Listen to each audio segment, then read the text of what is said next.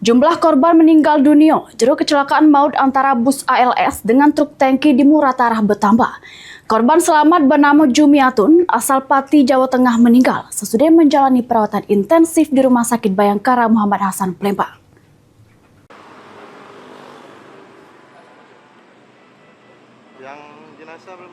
Jumiatun, 34 tahun, warga Pati, Jawa Tengah, korban selamat dari kecelakaan maut antara bus ALS dengan truk tangki ngembuskan nafas terakhir pada Jumat pagi di Rumah Sakit Bayangkara Muhammad Hasan, Palembang. Sesudah dipindahkan dari Rumah Sakit Umum Daerah Rupit Muratara, korban menjalani operasi kedua di Rumah Sakit Bayangkara pada Senin kemarin. Namun pada malam Jumat, kondisi kesehatan korban ngedrop sehingga meninggal dunia.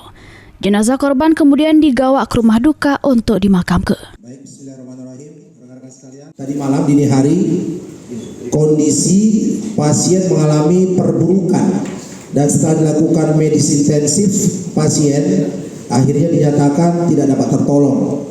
Di mana pada pukul 08.548 tadi pagi jenazah meninggal dunia dan direncanakan hari ini kita akan serahkan kepada pihak keluarga untuk kita pulangkan ke alamat duka, yaitu ke Pati, Jawa Tengah.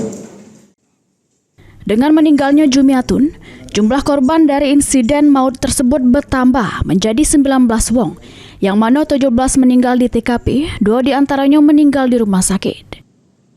Buliadi, PAL TV.